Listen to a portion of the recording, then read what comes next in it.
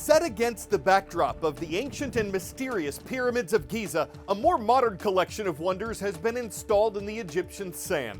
They're part of an art display called Forever is Now, and they consist of geometric figures, works of steel and stone, and a bricolage, a large assembly of doors collected from Cairo and other places.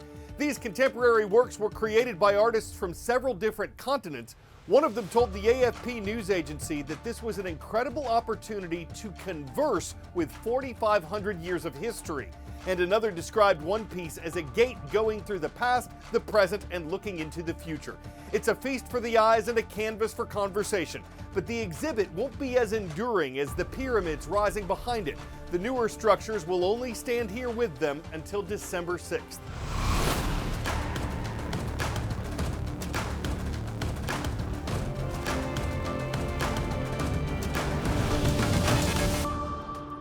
Could a longer-term mortgage help more Americans afford to buy a home, and why does that matter? Those are questions we're exploring next on The World from A to Z. I'm Carl Azuz. Welcome to your nonpartisan international news show.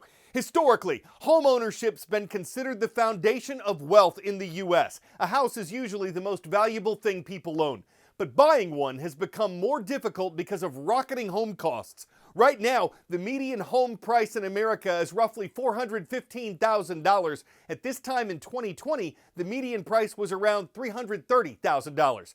Since most people don't have that kind of money in their bank account, they get a mortgage, a loan they pay back in more affordable monthly installments. The vast majority of homeowners have a mortgage they pay back over 30 years. They can pay it off before that if they want to and are able. They can also sell the house and use the money to pay off whatever's left in the loan. So what's the point here? This month, the Trump administration said it was working on a new 50-year mortgage option that could help more people afford owning a home. A loan paid back over 50 years could reduce many borrowers' monthly payments by $200 or more. A federal housing official called the idea a complete game changer for homebuyers. But he also said it was one of many solutions the government was working on to make housing more affordable. And a 50-year mortgage comes with a catch. You don't just pay back what you borrow for a home. You pay back that plus interest, a percentage of what you borrowed, so the lender makes money. If you get a loan for 50 years at the same interest rate as a 30-year loan, your monthly payment would be lower, but you'd ultimately have to pay back much more in interest over time, possibly hundreds of thousands of dollars more. And banks usually charge higher interest rates for longer loans. So experts are divided on whether this would be an effective solution to America's home affordability problem. World of knowledge. The first 1-cent coin minted in the United States contained what motto? E pluribus unum, don't tread on me, in God we trust, mind your business.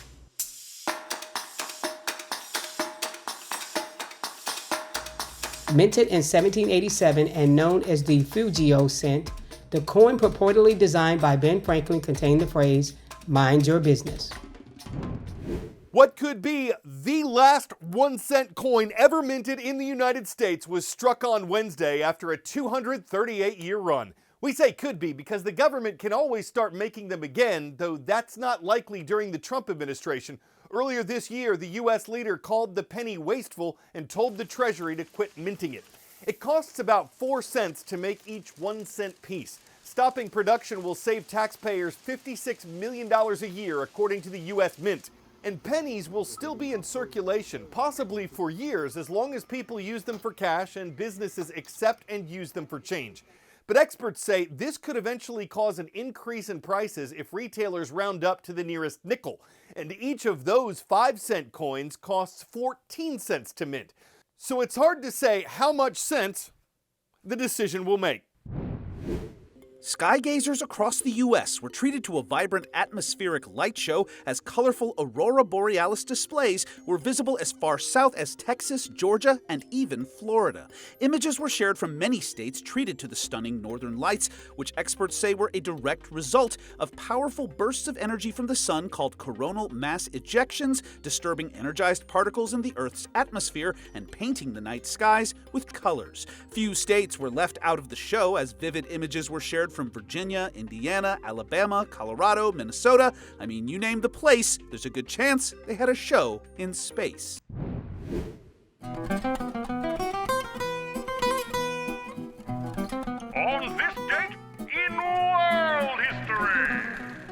A tragic and violent series of attacks was carried out in Paris, France on November 13, 2015.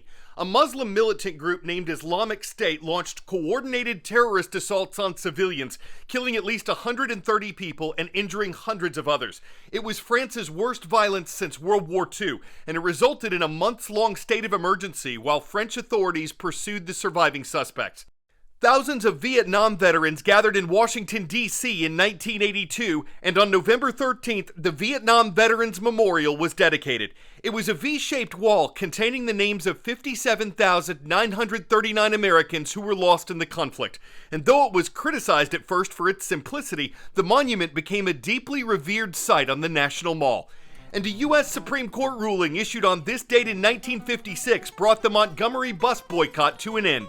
Its roots were in the actions of people like Vernon Johns, Claudette Colvin, and Rosa Parks, who defied Alabama's segregation rules for city buses. The resulting boycott, a key event in the civil rights movement, dramatically reduced bus ridership, and the Supreme Court ruling forced the state to desegregate its buses.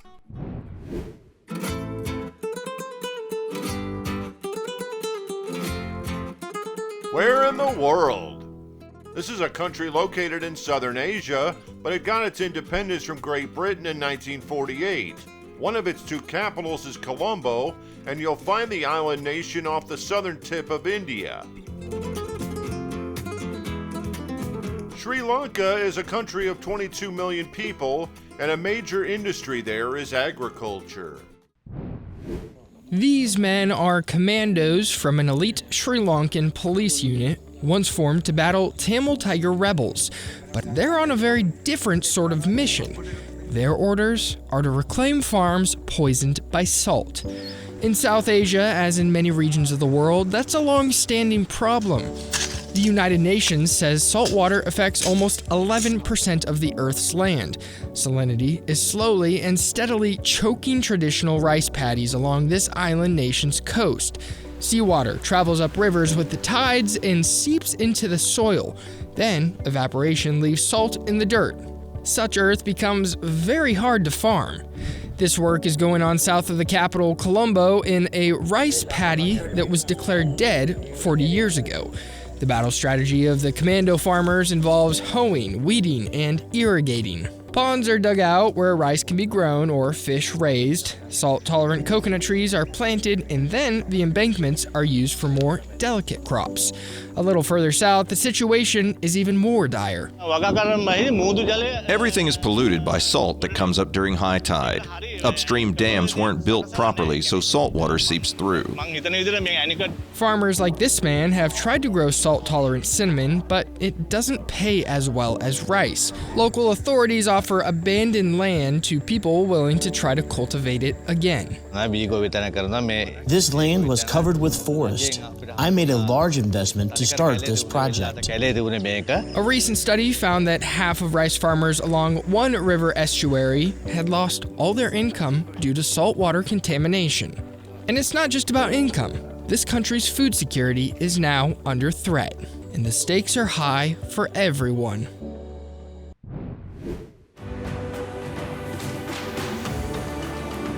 From the request a shout-out link at our website and the comments of our YouTube channel, we'd like to recognize Mr. Lohman's class and to salute the Patriots of Apex Friendship High School in Apex, North Carolina. In Tip City, Ohio, watch out for the bees. That's who's swarming at Bethel Middle School, where Mr. Phillips' class is watching.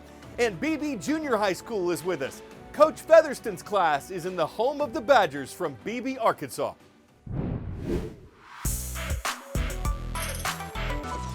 The cold that came crashing across the U.S. this week, bringing record November lows to parts of the Southeast, also brought a fascinating floral phenomenon.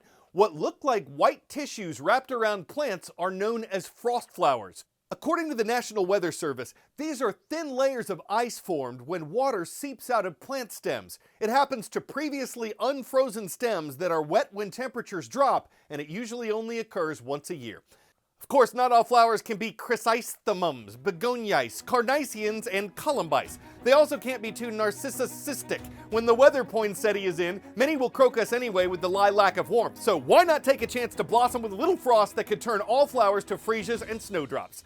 Blooming with puns on the world from A to Z. I'm Carl Azuz, and I hope to see you Friday. You mean the world to me.